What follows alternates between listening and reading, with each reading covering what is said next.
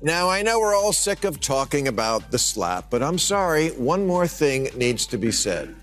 Comedians have been under attack for quite some time, and I need to stick up for my tribe. This war on jokes must end. So now that I have you on my side on that issue, don't be a hypocrite and defend attacks on speech from the left, because you either get the concept or you don't. And sadly, a lot of people don't anymore. Yes, mostly the young who were never taught it by their derelict educational system. And this is the moment where we got to see a live-action, real-time encapsulation of how cancel culture works. Look at what happens next. Jada shoots her husband a look. Let's slow the tape down to capture this moment. There. Back and to the left. Back and to the left. Back and to the left.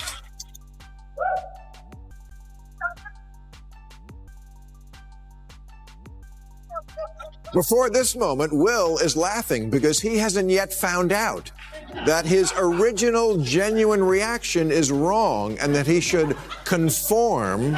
Bill Maher has never been the type to stay quiet when he thinks something important is happening. And lately, one issue has been bothering him more than most: the way comedy is being treated in today's culture. Maher believes comedians are facing more pressure than ever before, with jokes being judged more harshly and performers being punished for trying to make people laugh. In his view, comedy is supposed to challenge people, take risks, and sometimes even make audiences uncomfortable. But now he says that freedom is slowly disappearing. That's why he decided to speak out, and as always, he did it with humor, sarcasm, and absolutely no fear of controversy. Now, at the Oscars, Chris Rock came out to present a boring award and first did what he is supposed to do: get some laughs doing what we comics call crowd work. Denzel and Javier Bardem each got spritzed. And then Chris made what in the business is known as a "some shit is like some other shit" joke. He said to Jada Smith, "Jada can't wait for G.I. Jane 2, recalling the late 90s movie starring Demi Moore. That's it.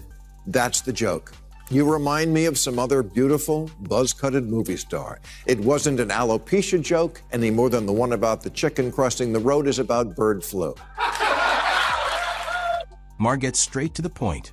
He says Chris Rock's joke at the Oscars was exactly what it looked like: a joke. Nothing more and nothing less. According to Maher, it was not a planned attack on Jada Pinkett Smith, nor was it meant to embarrass or hurt her. It was simply a comedian doing what comedians have always done: looking at everyday situations and turning them into punchlines. That has always been part of comedy. Sometimes a joke works perfectly. The audience laughs, and everyone enjoys the moment.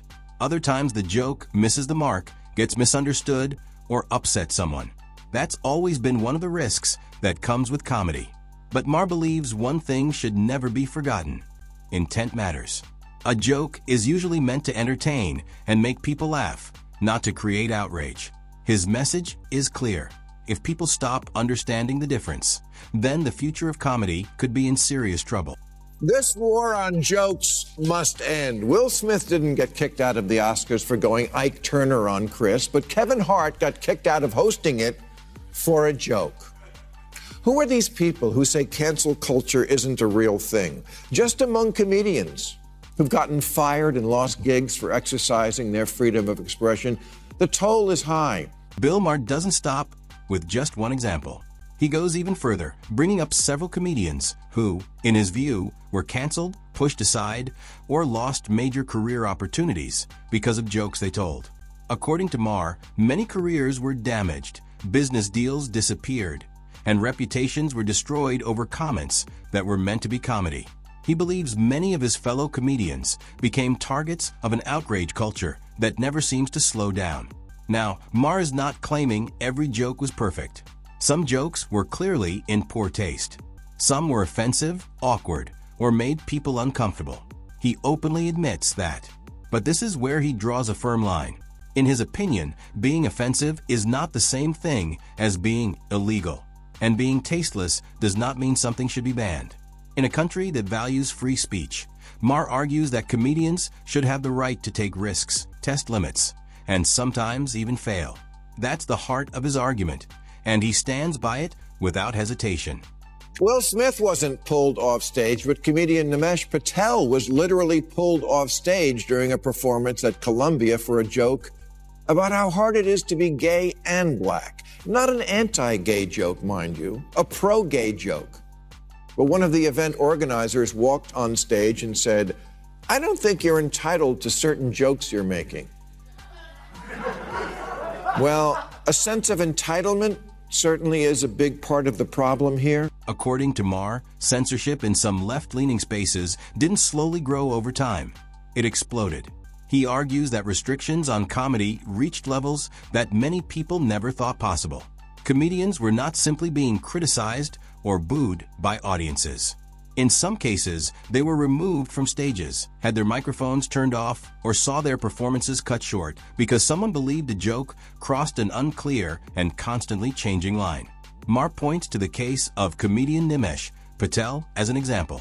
Patel was invited to perform, but was reportedly removed during his set after telling a joke that many people considered harmless. There was no lengthy discussion and no warning. The performance simply ended. Maher believes incidents like this are signs of a larger problem.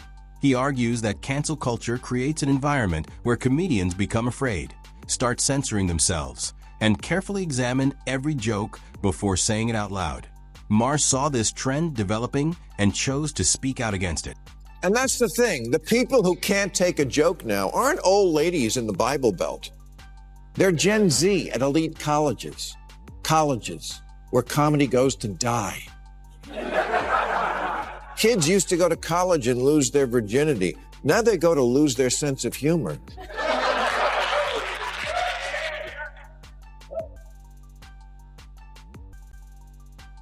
Vice recently interviewed college bookers who revealed that before a comedian even takes the stage, they're asked to edit out anything from their act that may cause offense. One of the biggest surprises in Maher's argument is where he believes comedy faces the most resistance. According to him, it is not coming from conservative offices or government agencies. Instead, he says college campuses have become some of the most difficult places for comedians to perform. Universities were once known as places where new ideas were explored, debates were encouraged, and people were challenged to think differently.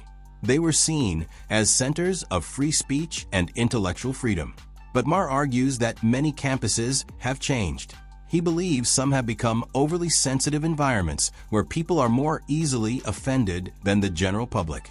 He also claims that organizers are now reviewing comedians' material before performances and removing jokes that might upset someone. In his view, this is not protecting students. He sees it as censorship happening before the joke is even told, and he wants people to recognize it for what he believes it truly is. Judd Apatow has an awesome new documentary coming here to HBO about George Carlin, owner of the most famous 180 in comedy history, when he turned his back on a lucrative career in nightclubs in order to let his hair down and be himself in front of a younger crowd who welcomed irreverence. In 1970, George said, "I got to go to colleges. I belong with people who are open and will let me be myself and experiment." Oh, George. It's a good thing you're dead.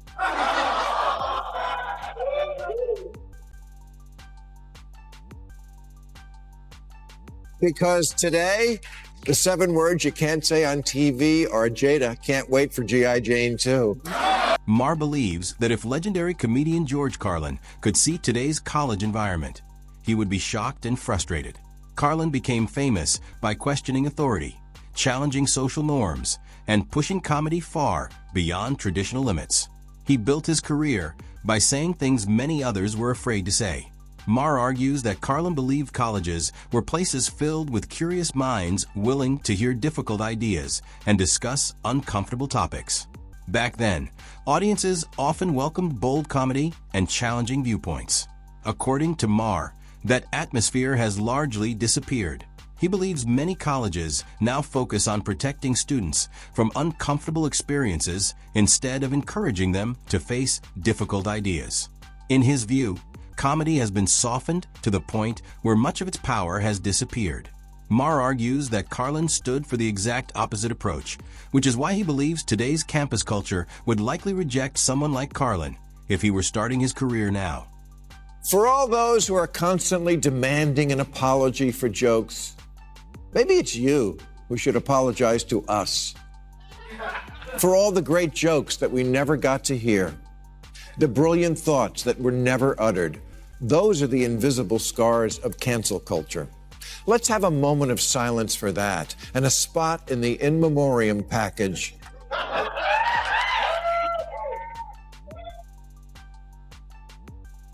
For all the viable jokes that could have lived but were aborted because a voice in someone's head said, "Are you sure you want to risk saying that?"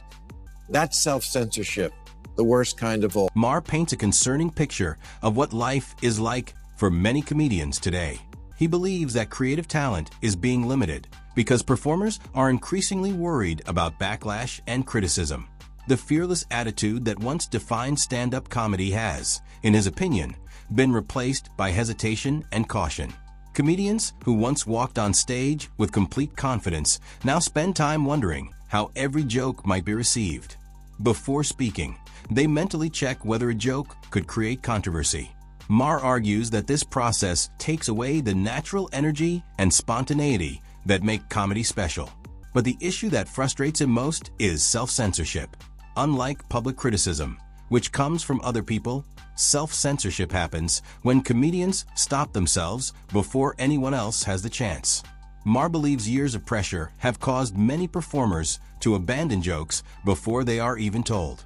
To him, that hidden fear is one of the biggest losses in the ongoing cultural debate surrounding comedy. Last week, the Irish sitcom writer Graham Linehan, who's won an Emmy and 5 BAFTA awards, got off a plane at Heathrow and got arrested by 5 British cops.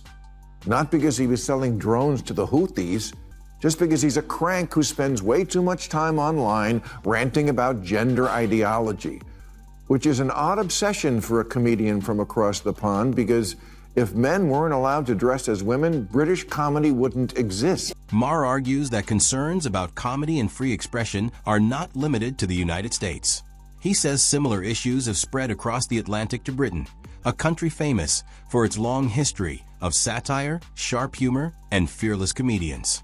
According to Maher, some comedians in the United Kingdom have faced legal consequences for material that authorities considered offensive.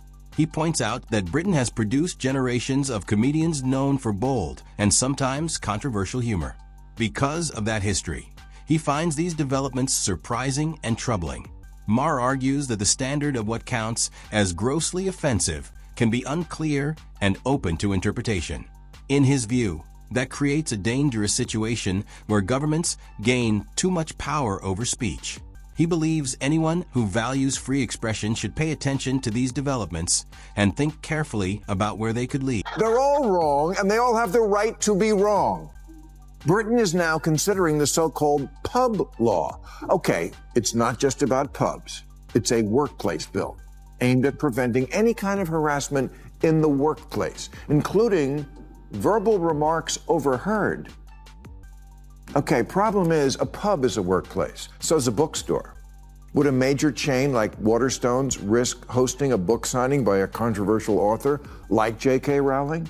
And pubs? People go to pubs for 2 reasons: to drink and to exercise their inalienable right to talk. Maher continues his criticism by focusing on what he sees as Britain's growing efforts to control language and limit acceptable speech. But he argues that the issue goes beyond comedy clubs and theater stages.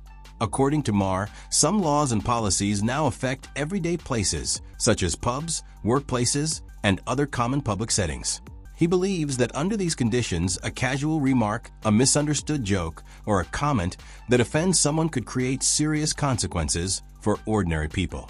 In some situations, he argues, workers may fear losing their jobs over something another person finds offensive. Maher says this trend should concern everyone, not just comedians. His argument is simple and direct. When governments begin closely monitoring everyday conversations, he believes free speech is no longer merely being challenged. It is already disappearing. Get this, Saudi Arabia is having a comedy festival this month. Really, Saudi Arabia. It's gonna be great. If you on stage, you get 72 virgins.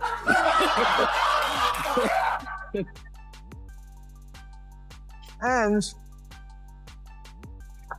Chappelle is performing. If you told me years ago that Saudi Arabia would be cool to have Dave Chappelle speak and England might arrest him, I would have said, what are you smoking? Maher ends with what he sees as one of the most surprising comparisons of all. He points out that Saudi Arabia, a country often criticized internationally for its human rights record, is now being used as an example in a discussion about comedy and free expression. Maher's point is not that Saudi Arabia has become a model society. Instead, he argues that some comedians may feel less restricted in certain unexpected places than they do in cities traditionally known for supporting free speech.